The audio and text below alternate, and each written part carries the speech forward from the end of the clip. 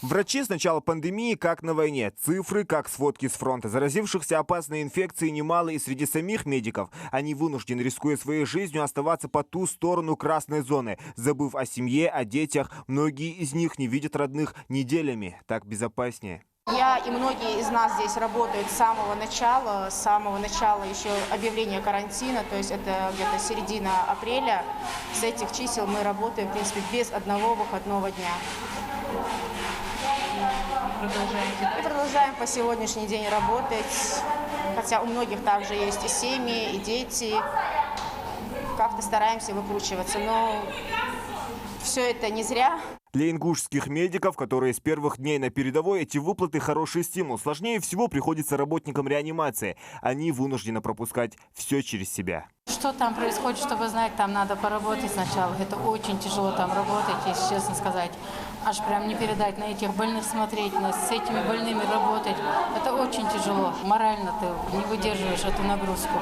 Физическую нагрузку ты там продержишься как-то, но морально это вынести как-то очень тяжело. Ингушетия в числе регионов-лидеров по кассовым выплатам медикам, борющимся с COVID-19. Об этом сообщил руководитель федерального казначейства Роман Артюхин накануне в ходе совещания. Как выяснилось, в некоторых больницах страны деньги не начисляли медикам, потому что ждали даты выплат зарплат. Что показал вчерашний день? Резкий скачок выплат врачам и медицинскому персоналу на 1,5 миллиарда рублей.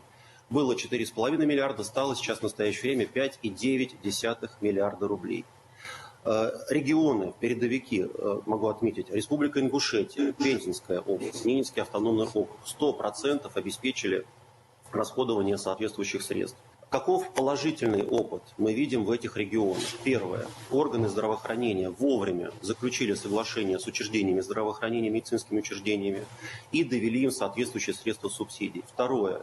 Эти медицинские учреждения в регионах, как только закончился апрель месяц, не дожидаясь сроков выплаты заработной платы, сразу стали начислять стимулирующие выплаты медицинскому персоналу и врачам. В Ингушетии деньги дошли до 234 врачей. Выплаты также получили 418 человек среднего медперсонала, 96 младшего и 118 водителей скорой помощи. Благодаря руководству региона, которое изначально взяло ситуацию на контроль, средства получили все, кто их заслужил, говорят в Минздраве. Финансовые средства порядка 43 миллионов рублей также были своевременно доведены до медицинских организаций. И хотелось бы отметить, что это средства были рассчитаны на людей, которые работают непосредственно в стационарах. Это наши основные две больницы, которые взяли на себя удар в первую очередь. Это Назрановская районная больница и Ингушская республиканская клиническая больница. И к которым в последующем присоединились Малгобекская центральная районная больница, Сунжская районная больница, детская больница. И сейчас мы уже тоже развернули коечный фонд на базе Кантышевской участковой больницы. Денежные выплаты были сформулированы именно по приказу президента России. То, что обещали, в принципе, то и было выплачено. В соответствии с отработанными часами, с отработанными днями каждому персоналу было все выплачено. Важность и сложность работы медиков отметил в своем недавнем обращении глава государства и призвал чиновников не нервировать врачей, не отвлекать их от работы бюрократическими установками. Все средства на апрельские выплаты в регионы уже поступили. Поручаю главам субъектов федерации наладить работу так, чтобы до 15 мая, сегодня 11, все медицинские работники получили положенные им апрельские выплаты. А правительство, Минздрав обеспечить здесь координацию и постоянный мониторинг. Я прошу иметь в виду, дорогие друзья, я лично проверю состояние дел по этому вопросу в каждом регионе России. По решению президента врачи, которые занимаются лечением зараженных коронавирусом, на протяжении 3 месяцев будут получать дополнительно по 80 тысяч рублей. Медсестрам положена доплата по 50 тысяч, младшему персоналу по 25.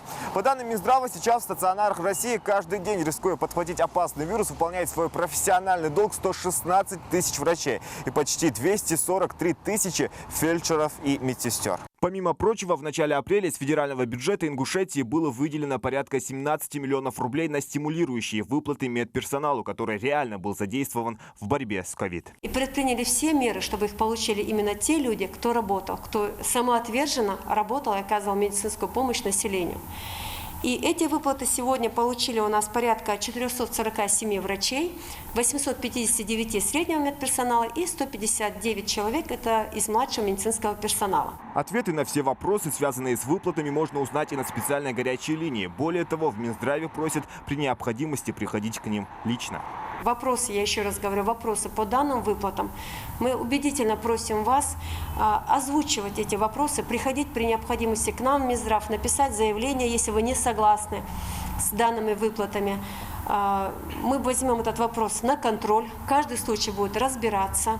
Открыта горячая линия для оказания консультативной и практической помощи по вопросам выплат медицинским работникам, заболевшим коронавирусом, и в отделении Фонда социального страхования по Ингушетии. Номера телефонов вы видите на своих экранах. Селимхан Калоев, Магомед Билакиев, Ислам Кусиев. Новости 24.